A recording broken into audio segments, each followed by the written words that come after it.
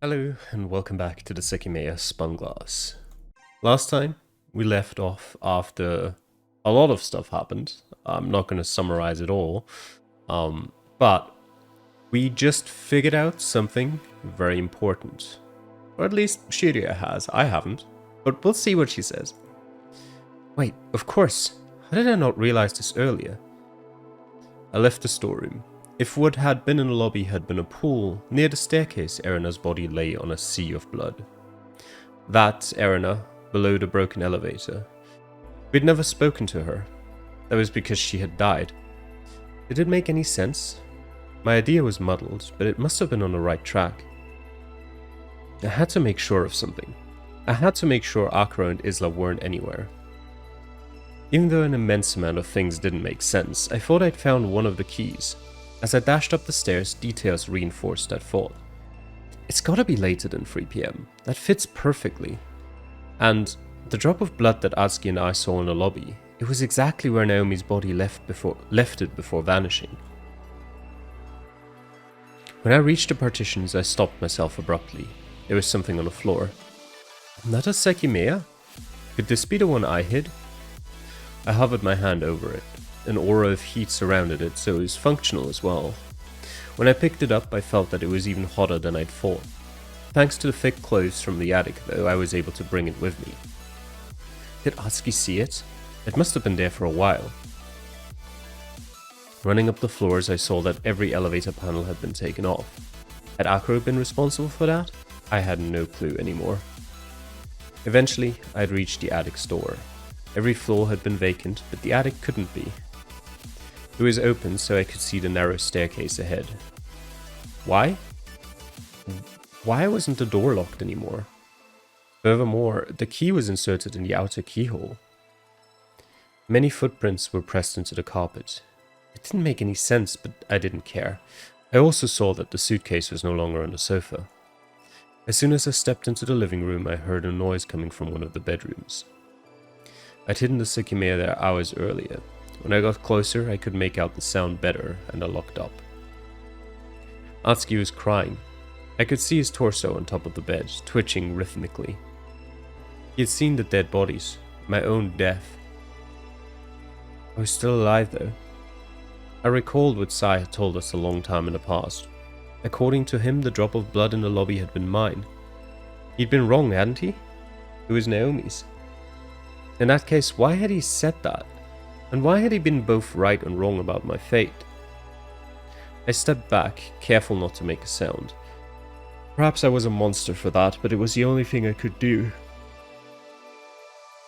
Atsuki had learned that the me of his world had died. I wanted to go back to mine, so I couldn't show myself only to disappear again. Aside from Atsuki and me, the whole tower was empty. How could that be, though? Where were Akaro and Isla?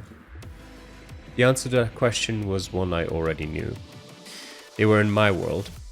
They were the proof that going back was possible. At the point I was, an Akaro had appeared in the attic.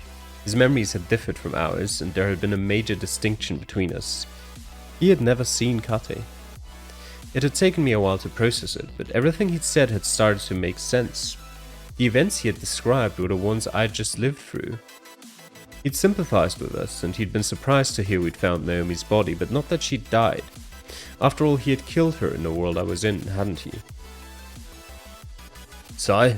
I have no idea. You left the room early and didn't come back. What are you all even doing here? I mean, what I said, why are you all here? We tried to stay put in one place together, do you not remember that? No, I do. That doesn't answer my question, though. How does it not answer your question? You and Sai escaped and now you came back. What? That's not true. I didn't escape. And Isla? What the hell happened to her? At the same time that Akaro appeared, Erina swore she'd heard Isla just outside the bedroom. Then the last person, Sai. Where was he? The Sai who chased us with a knife. Who was he? The one who left the crystal room a while ago is the one who could have seen my body in the lobby. Is that where he made a mistake? I went back to the storeroom and moved behind the wall. After dropping the Sekimeiya, I shifted my focus to the one I'd left there earlier. How did they reach that world? There can only be one answer, with the Sekimeiya. The cabinet was open, so they touched the Sekimeiya. Even Sai, after leaving the room, could have touched the other one. That's what brought them there. It has to be. How did I even get here in the first place? It was by touching the Sekimeiya. And why did Atsuki disappear from this world? It must have happened when Naomi touched the Sekimeiya. So then, why would it send me to another world as opposed to making me travel through time? I didn't know that. It didn't make any sense. However, I could be confident it would work. It had already been proven. After all, Atsuki had seen me in the crystal floor wearing the clothes I was wearing that very second. If I had touched the Sekimeiya, I was guaranteed to go back. I didn't waste any more time. The darkness highlighted 2 glows, but my hand only approached one. It was the one Akro and Isla must have used. Before I realized it, the glow disappeared after an instant of brief heat. Did it power off? I extended my hand more and understood that wasn't the case. It hadn't just powered off. Sekimeiya wasn't there anymore. I tried to find the other one, but I couldn't. The darkness had become absolute yet again, and as I smelled the air, I felt I noticed a difference. Did it work? I didn't teleport. I touched the walls around me. I was still in the storeroom. Oh! I stood up and dashed to the door at the end of the corridor.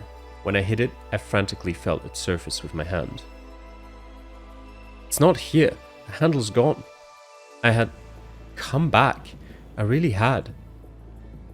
I dropped to the floor, exhausted and overwhelmed. There were so many things that I didn't understand, but I'd been right about the most important one. I closed my eyes, letting out short breaths until they slowed down.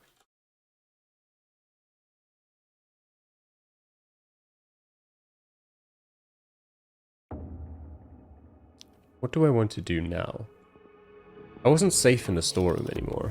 The handle was gone, so everyone should have known about the hidden section. It appeared I had 2 options to choose from. How did the world function?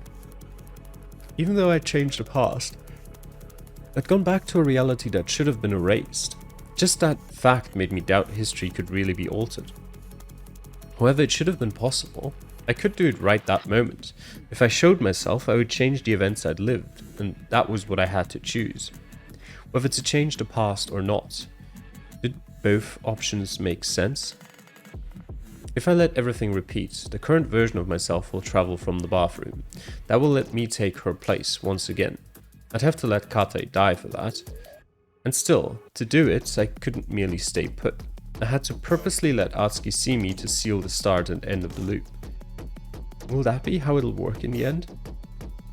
If I divert the events from the ones I remember, 2 versions of me will persist.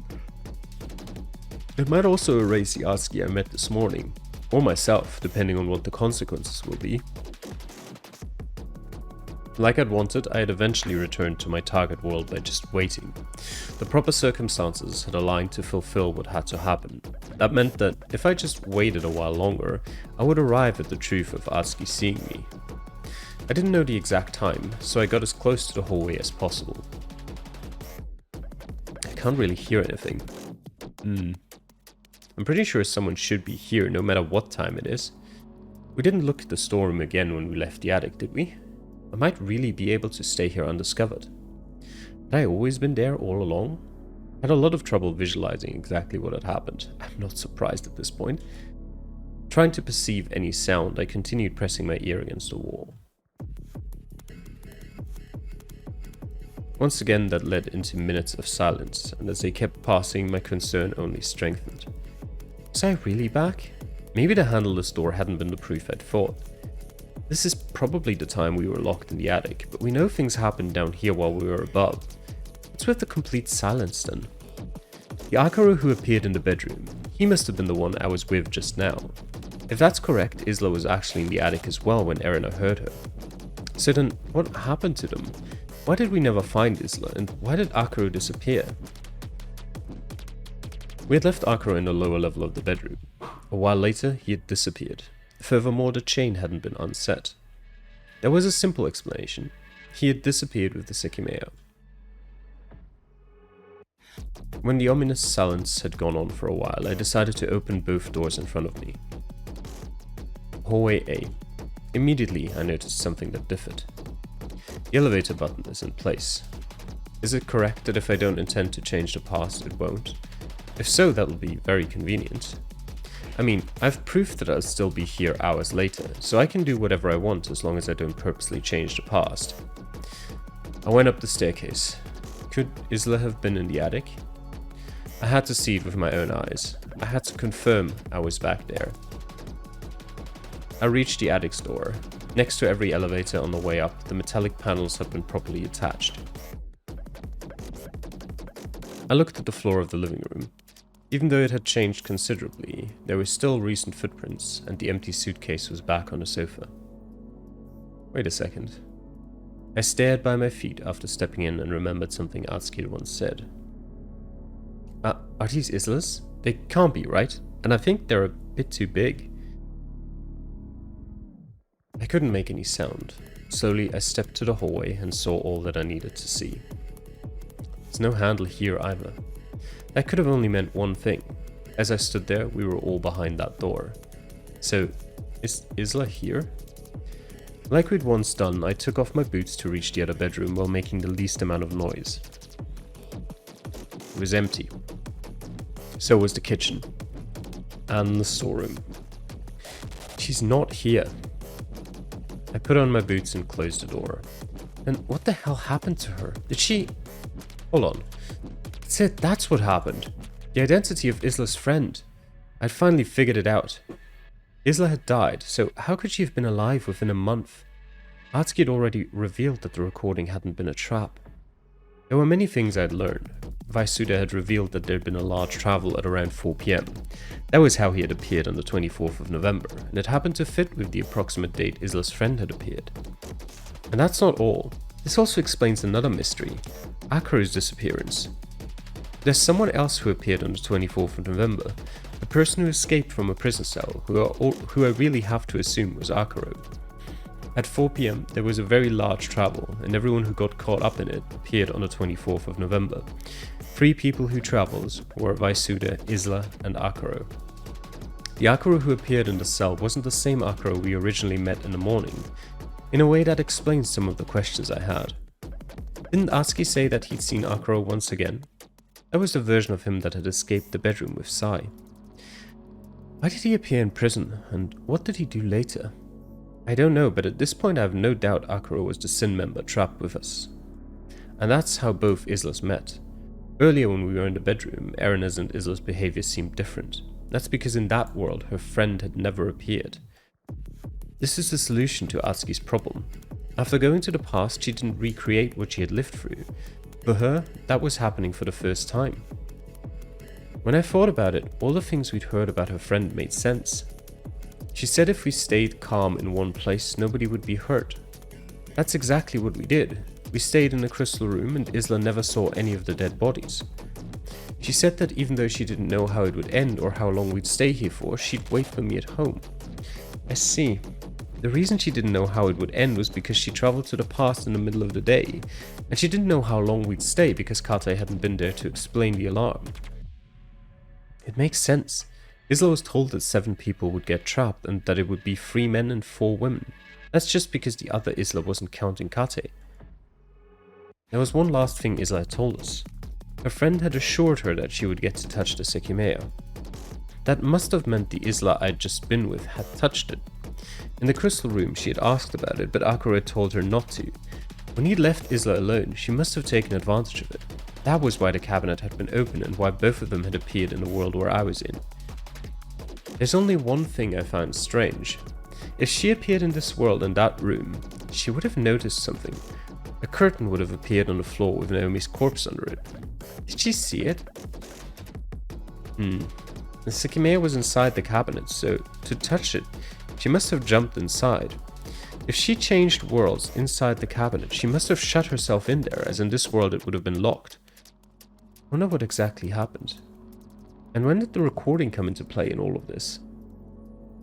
A sound came from the hallway. They opened the door. Someone was there, but I could only hear footsteps. I made sure not to move, but I couldn't discern who it was.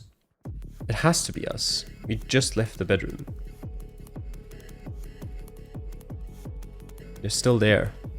The sound wasn't reaching well where I was. There had been brief periods of silence, but I could tell the hallway was not empty. Soon, the dry footsteps faded away. Did they leave? That wasn't only one person. I should go back to the crystal floor. I didn't like the idea of staying in the attic, but I could have been seen if I went all the way down. No matter who that was, I can probably make it down before them.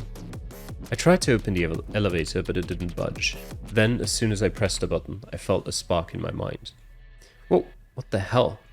Did this happen again? Dumbfounded, I stared at the button until it lit up orange. Inside the elevator, I pressed the lowest button. While I ascended the building, I reeled from confusion. What had just happened? I opened the door on the crystal floor and dashed to the storeroom. I paid my utmost attention behind the door. What was about to happen was very important. There it is. Someone appeared from the staircase. It's more than one person. It has to be the same people who just left the attic. That meant it had to be us. It had to be us, Atsuki and me. Was that me? I just heard a voice. I wasn't sure, but they didn't speak again. Instead, they got closer to where I was. And as the sound of their footsteps increased, they quickly decreased. Then they opened the door. It must have been the event rooms. The hell? It has to be us, but it doesn't make sense. Something else had to happen, so I waited for it. I waited for something that didn't happen. Nobody else came from the staircase side. In fact, ever since the footsteps had crossed the hallway, I hadn't heard anything. In just a few minutes, I began to doubt what should have been confirmed. I doubted I really was back in that world. I glanced at hallway A. Nobody was there, but confirming where I was should have been simple. Nervous, I walked to the lobby door. I opened it slowly, creating the tiniest gap. As I'd thought, something was wrong. It was completely empty. My own body had disappeared, even though a single drop of blood remained near the door. Why is nobody here?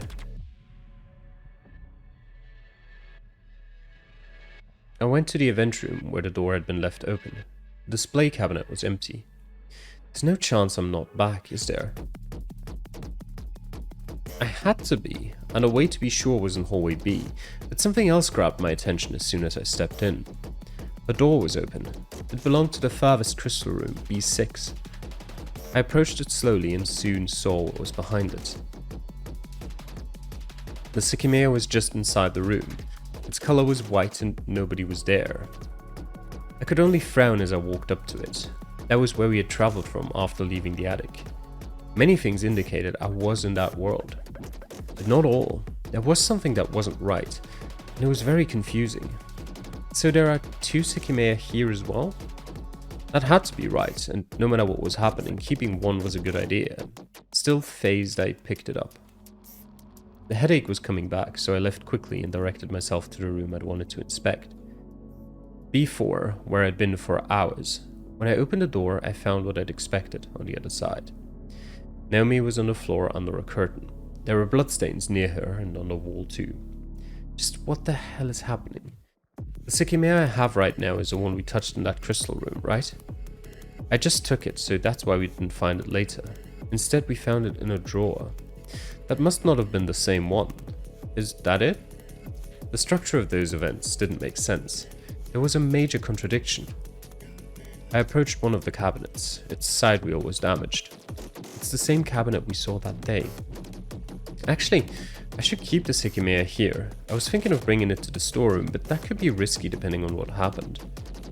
After all, why had I traveled back to that world? Due to an idea I'd had, I didn't want to stay near the Sekimeiya. It was for the same reason that I had to turn the wheel. Akro set it to 5 degrees Celsius, but that must not have been enough, because the Sekimeiya still worked when Isla touched it. We found it set to 0 degrees, so that might be better.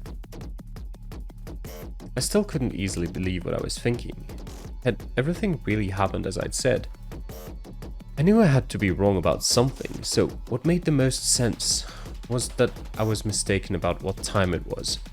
After all, I had used the elevator. In the attic, I had been so distracted that I'd hardly considered that using the elevator could have been heard. In fact, while I'd thought about it, I'd been blinded by an assumption that if I didn't mean to change the past, everything would repeat, that I was under no risk of being seen. If everything was to repeat, it was guaranteed that I wouldn't be found. Therefore, using the elevator to go to the crystal floor was safe. That had been my unconscious thought process. But it had generated a major contradiction in my mind. Who had caused the noises I'd heard in the attic? I'd assumed that had been the time when we'd left the bedroom, but what had happened after that? Atsuki and I went down to the crystal floor and then to the event room. That's what I heard from the storeroom just now. Then we found the Sekimeiya in room B6. We touched it and travelled through time. We appeared back in the bedroom and then we went to the lobby before our original versions arrived on the crystal floor. We determined that we'd gone 5 minutes to the past. However, that didn't make any sense. There was another key detail to those events: the elevator. After leaving the attic's bedroom for the first time, we had heard the elevator twice on the office floors. Then, when we travelled 5 minutes to the past, I pressed the button in the attic. That's why we thought that it had been us who had called it from the attic and used it down. And just now when I called the elevator, I thought, did this happen again? Did I once again call the elevator without realizing that I was going to produce the sound I'd already heard? It was flawed though. It couldn't have happened again because both elevator trips had been the very same. After Atsuki and I touched the Sekimeiya and appeared in the bedroom, I called the elevator, producing the sound we'd heard before traveling. Now right after the old versions of us went down, I called the elevator, producing the sound we'd heard. Which one was right and which one was wrong? Only one could have been the truth. That was the reason why I was skeptical about my surroundings. I was in that world, but there had to be something I was mistaken about. If it was the time of day, everything made sense. If the sounds I'd heard in the attic hadn't belonged to our past selves, there was no contradiction. But was that it? It didn't seem likely. From the storeroom, I was pretty sure I'd heard my own voice. That would have been when we checked the elevator to confirm that it had arrived on the crystal floor. If just now when I took the elevator I produced the same sound we heard that day, then what the hell happened after we appeared in the bedroom? Just a few minutes prior I'd confirmed nobody had been in the lobby. It didn't make sense though, because the versions of us who had touched the Sekimeiya in B6 should have been there.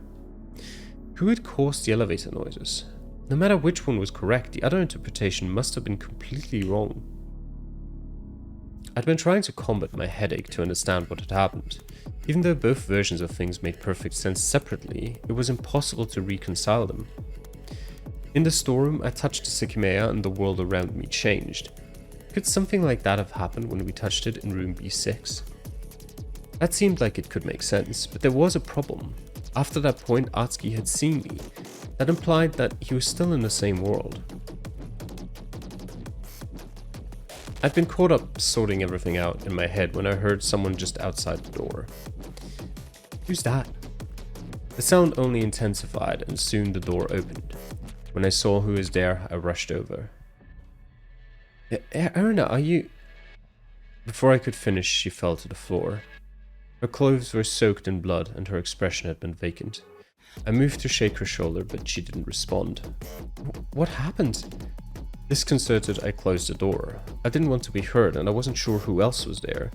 However, I calmed myself down when I recalled what had happened. Right, okay, she's not dead. That was the room where we'd found her, and she'd fallen in the same position we'd seen. I placed a finger on her neck and felt the pulse we'd missed. She said she'd been hit in the head, but who did it? All this blood can't be hers. Who could have hit Erina? Akro, Sai, and Kate. However, the blood could have only been Kate's. The blood is fresh. Kate is already dead then. I was very lost. Everything was repeating, which meant that I hadn't been mistaken. What I'd heard in the attic had been us leaving the bedroom. I doubted what to do. Sai and Akro could have been very close by. In the other world, Akro must have killed me, and in the one I was in, Sai was soon to chase us with a knife. No matter what, I couldn't let myself be seen, so going to the storeroom was dangerous. Kate and Erina left the attic together. They might have been attacked at the same time by Akro or Sai. So what about us? Where are our past selves? According to my memories, we should have been in the lobby when I'd peeked into it, so I couldn't blindly trust what I remembered in that regard. Maybe I should go to the storeroom anyway. If everything will play out the same, I can be sure I won't be seen. Wait, no. I don't have to. I thought a little ahead. When we'd found Erina, we'd failed to realize that she'd been alive. Due to the shock, we'd barely stepped into the room. I could leave, but given what I knew, I didn't have to. If I stayed next to the door when it opened, our past selves wouldn't see me. Since Akuro and Sai could have been anywhere, it was better not to move from there.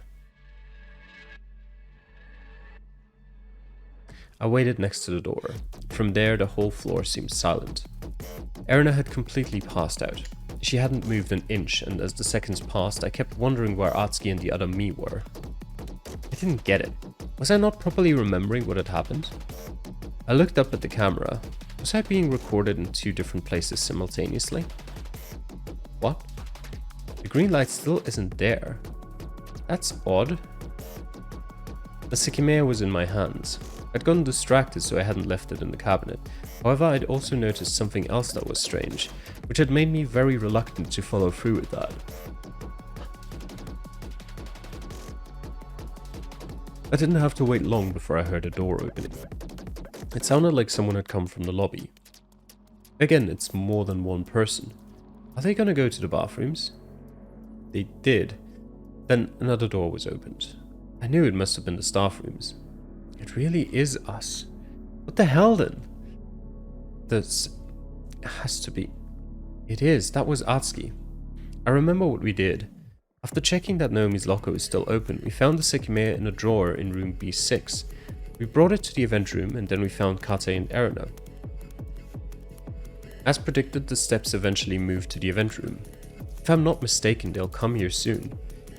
My tension grew, but I had to be fine as long as I didn't make noise. Meanwhile, I kept wondering what to do with the Sekimeiya that I had. I could be sure there had always been 2 of them, as we had just locked one in its cabinet. There was no remaining doubt in my mind that I was right, so I waited. After finding Kate, it hadn't taken us very long to come across Erina. And that was reflected by the sound behind the door. Mere minutes after it had faded, the lobby door opened again. I knew full well the desolate atmosphere we'd experienced as we'd looked in every room. After that repeated, they opened the door next to me, and I was forced to relive the shock of seeing Erina's bloodied body through their sharp gasps. Atsuki took 2 steps forward, and I heard my past self crumple down. Hidden behind the door, I held my breath. That's it, I can't look at her. Let's go. Slowly, Atsuki turned around. I couldn't see it, but I felt the despair that came from him. Give me a second. Before they left, Atsuki detached the curtain from the cabinet closest to him and covered Erina with it. I exhaled. I may have been in the same world I'd come from originally, but there were loads of things I didn't understand. So now what? The Sekimeiya entailed a little dilemma. I wanted to leave it behind, but that potentially created its own problem. Oh, this is what happened! When I thought ahead, the answer to a persistent question was finally answered. I just trapped myself. I'd been going one step at a time, so I hadn't realized the direct result of what I'd done. After finding Erina, we went to the event room, and Atsuki sat next to the hallway A door. I finally understood the reason why he'd seen me and why that would repeat. I'm trapped. As soon as I leave this room, Atsuki will hear and see me. That's what woke him up. And I had to leave. If I stayed there for much longer, a search would eventually find me. That wasn't all. I knew Erina would soon wake up, and I had a reason to think Sai would search the room I was in fairly soon. I had to leave, and as soon as I did, I would force our past selves out of the event room. I had a Sekimeiya with me, so teleporting out might have been possible. However, I couldn't risk that, as touching it had been what had sent me to the other world before. In the event room, I had fallen asleep very quickly. I had been very tired that day. I could feel a similar exhaustion. I'd been in the tower for many hours already, but fortunately, they'd been much less dense. After I leave, Atsuki will call for me, and I won't appear. Unbelievable as it seemed, that aligned with what I wanted, so it made sense it had occurred. I could watch what had happened from a distance, and there was something I was curious about. However, I could tell there was yet another reason. It would have caused a problem that I was finally sure existed. I couldn't appear before my old self. It was Isla's problem. If her interacted with my past self and she later didn't want to change things, she'd have to replicate exactly what she'd seen me do. Every word, every movement. That would be a phenomenon devoid of any sense. That was why it was very important not to be seen by both her and Atsuki. A certain time was approaching. There was something I'd been avoiding thinking about. On that mountain, I made a decision. To change the past and save everyone. Mia, Isla, Erina, Kate, Naomi. While that reality seemed distant, it was as close as ever. The time I'd found the Sekimeiya in the water tank would soon come. At that point, the Sekimeiya had shot me quite far through time, even though I didn't know why. When I go to the bathroom, I just have to stop my old self. That should let the Sekimeiya store even more energy, so if I touch it later, I'll go to November again, to a time before Mia died. That was all I had to do. If I changed the past in just the right way, accomplishing what I decided was well in reach. And yet I didn't know what to do.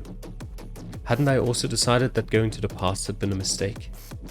If I didn't interfere, my past self would travel and I would become myself again. I could just leave with Atsuki. But is that even the case? Would that really be possible?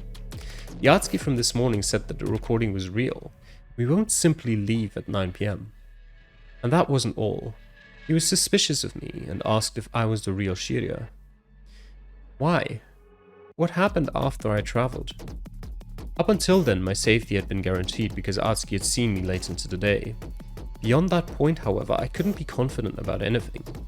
On top of that, it was a fact that had never been mentioned in the recording. I also recalled that I'd been seen again later, wearing the clothes from the attic. That had just been vaguely mentioned though, so I didn't know what it was about. I looked down. When the Sekimeiya had begun to get too hot, I'd left it on the floor. It was a bit difficult to decide what to do with it.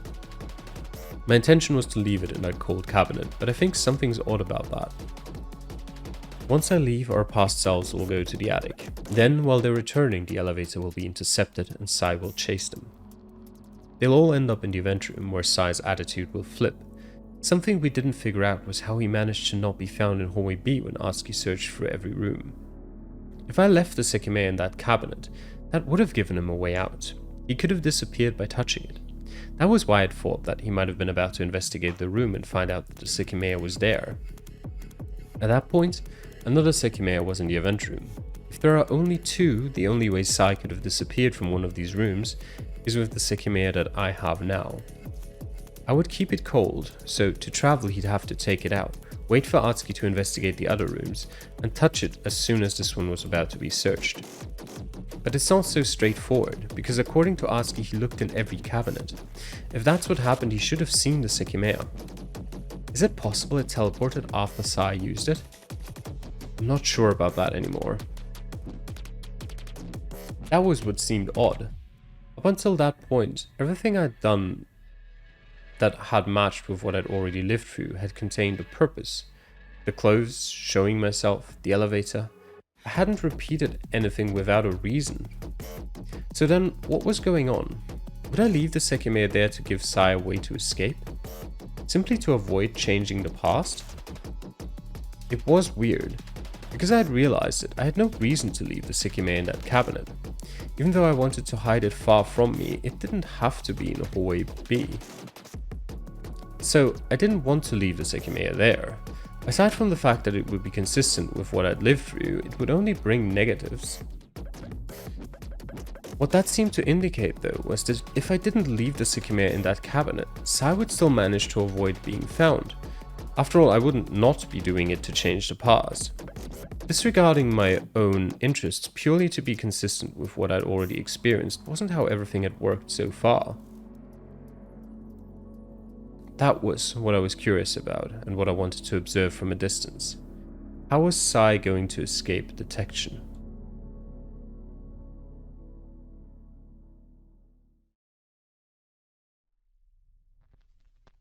The more I thought about it, the more I believed that leaving the Sekimeiya in the cabinet wasn't the call. When I was sure, I looked at the door. It hadn't been properly closed, so I widened the gap without making a noise. It was as I'd thought. I could see Atsuki sleeping next to the hallway A door. Then I took one step forward. Immediately, Atsuki's eyes opened. Raising his head, he stared right at me. I turned and walked down the hallway to reach the storeroom. It really had been me. At that time, I had denied it completely, but the person Atsuki had seen was the same me, in a sense. From inside the storeroom, I heard Atsuki slowly walking. He circled the floor until he was back at the event room. Next, they would go to the security room to check the time before going to the attic. Something had just caught my eye. The green light was on the hallway's camera. Shira, are you there? It was ridiculous. I was, in fact, but I didn't want to be seen. Such a nonsensical prediction had turned out to be true. Our old selves walked to the stairs to reach the attic. As soon as they were gone, I left as well. I'd left the Sekimeiya on the crystal room floor, as I hadn't wanted to be seen with it. Oh, don't tell me it's already gonna be gone. Is this how Sai managed to disappear? That made a lot of sense, so I sped up. You've grabbed it so fast? No, it's still here. It was behind the door where I'd left it. Carefully, I picked it up. Where should I put it? Thinking about it, I walked to hallway C, where a sudden sound startled me. What? I retreated immediately. In hallway A, I'd just seen Sai. He hadn't seen me in return, but something was very odd. He'd been exiting the storeroom with a knife in his hand and was visibly shocked after looking at the stairs, where there was nothing. Slowly, I kept stepping back until I reached the lobby. The sound of his footsteps came from hallway B. Then he started to open doors. Did he notice me? With his free hand, he'd been touching his mouth. He was the Sai who had chased us, and he was about to intercept the elevator with us inside. He's the one who said I would die. It's the Sai who locked me in the attic. When he started getting closer, I approached hallway A. That way I avoided being seen as I returned to hallway C. Sai appeared from the lobby and started to open doors in hallway A as well. What the hell is he doing? It seems like he's being silent on purpose. I knew he'd soon go up the floor, so I circled back to hallway B. My heart rate was increasing. I couldn't feel safe anymore. Why had Sai said that I would die, and why had he chased us with a knife? His intentions were unfathomably enigmatic. However, I didn't think he'd declared my death because he'd already killed me. At one point he'd said that he'd be the one to kill me if he had to. And the knife he was holding, where had he gotten it from? There was something to consider. I'd seen him exiting the storeroom, but he was searching through hallway A, so he'd been in the storeroom before inspecting its hallway. Could he have come from the outside door? It can't be, can it? But it would explain the knife and how he was in the storeroom right after I left it. I heard something behind me and quickly hid myself in the cleaning room. Who was that? Someone had been in hallway B. When I considered it, I concluded it must have been Erina. I froze, wondering if she could have seen me. I still had the Sekimeiya, but I really didn't want to activate it. It seemed I hadn't been seen. I couldn't hear her, but she wasn't coming. I didn't know what was happening, so I had to stay there. For a while, nothing happened at all. That changed when someone started to get closer. The steps came from hallway C. Are they coming over here? That's someone else, right? The sound got louder until it was coming from right behind the door. However, the steps kept going. His way of walking, it's got to be Sai. Was he circling the floor again? He'd come from hallway C and disappeared toward the lobby side. It didn't sound like he'd looked into all the rooms again, so I was very confused. When the silence returned, it stayed for even longer. Did he go up the floors already? What about Erina? That must have been her, but where is she now? I thought about what would happen next in detail. Our past selves are in the attic, and they'll try to come back here soon. I guess I understand how the chase started. I think Sai was searching for someone while holding that knife. I don't know why, but it's very possible he wanted to find Atsuki. The elevator's on this floor, and Sai went up to search for Atsuki. When we called the elevator from the attic, he was on the 3rd floor and heard it. It's likely he figured it was empty, especially if he knew it had been on a crystal floor.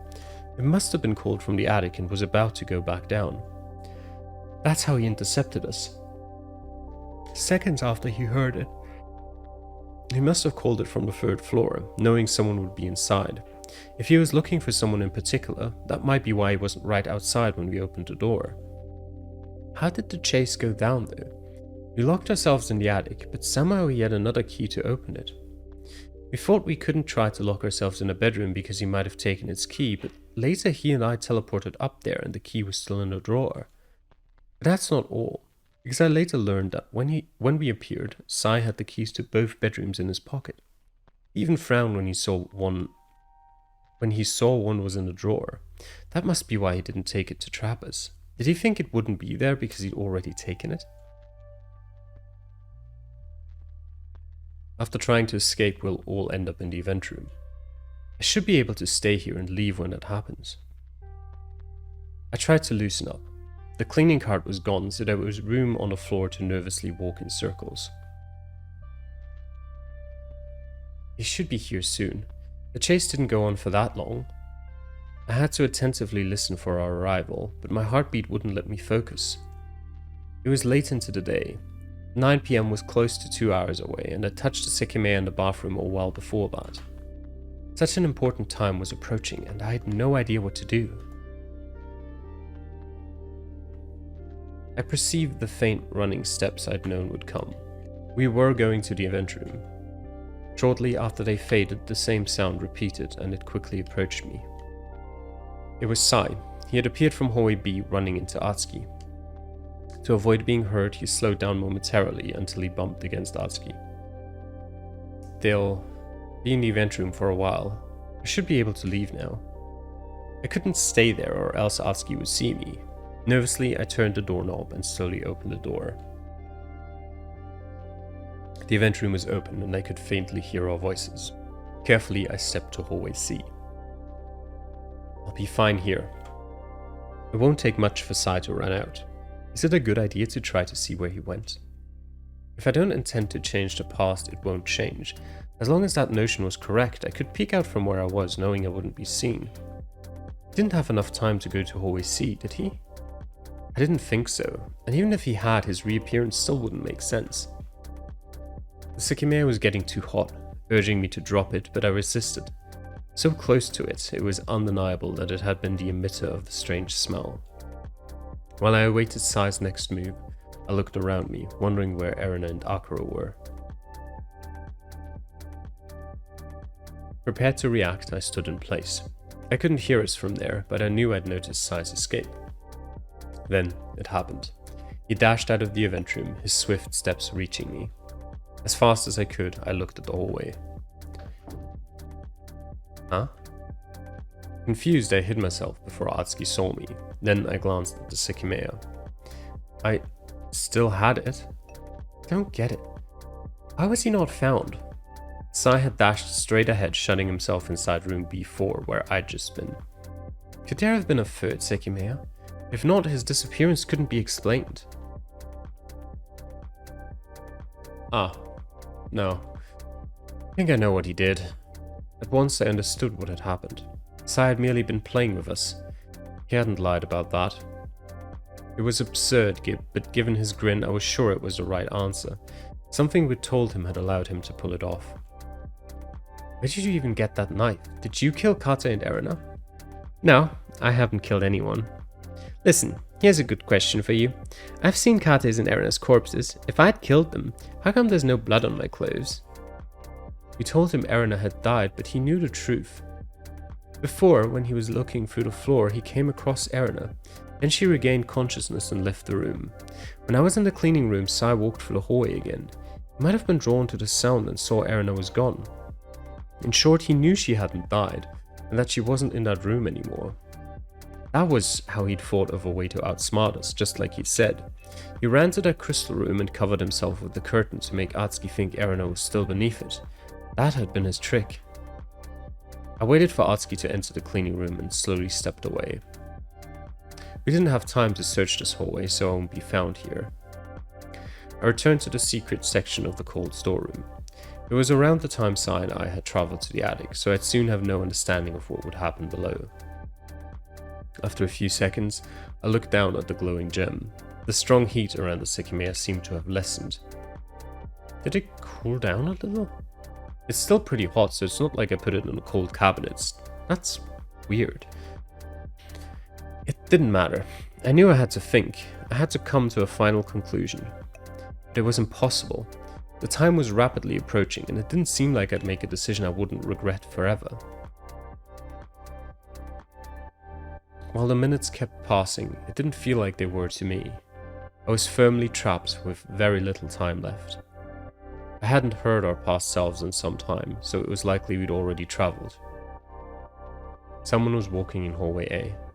As I didn't know who it was, that meant my past self wasn't there anymore. Who was it?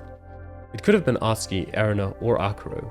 Even though Sai had escaped from the attic, I didn't think it could have been him yet, unless he had then travelled to the past. Soon, identical sounding steps passed by. They headed up the stairs. They just left the floor. I wonder if it was Atsuki. I wanted to leave, and that might have been a good time. I hadn't been able to get rid of the Sekimeiya, and I had the opportunity to leave it in the cold. I couldn't see or hear anyone, so I stepped to the event room and slowly looked through the door. It was empty. Most importantly, the Sekimeiya wasn't on the floor, which meant someone had been there after our travel. It was probably Atsuki. I moved to hallway B and walked to the crystal room in front. Next to Naomi's body, the red curtain lay by itself. Without wasting time, I did what I'd planned earlier and left the Sekimeiya sealed away in the very first cabinet where we'd found it. When I closed it, a sound seemed to have locked it automatically. The wheel appeared damaged, but it still worked, so I was able to set the temperature to 0 degrees. Might not be a good idea to go back. Atsuki told me that he searched for me. If he comes from the stairs while I'm in the storeroom, I won't be able to leave before I'm found. If I'm here, I can avoid being seen by circling the hallways, like I did earlier with Sai. I realized something. Up until then, there'd been reasons to avoid being seen. At the point I had reached, however, it wouldn't mean that much. My past self is in the attic, so as long as she can't see me, it shouldn't matter. I can be a bit calmer about that then. Technically, I was guaranteed to be seen again. It was what I'd been told. Not knowing what would happen was a little nerve-wracking, but Sai had been one person to see me. There was a bit of time left until that could happen, as he'd been in the attic for a while.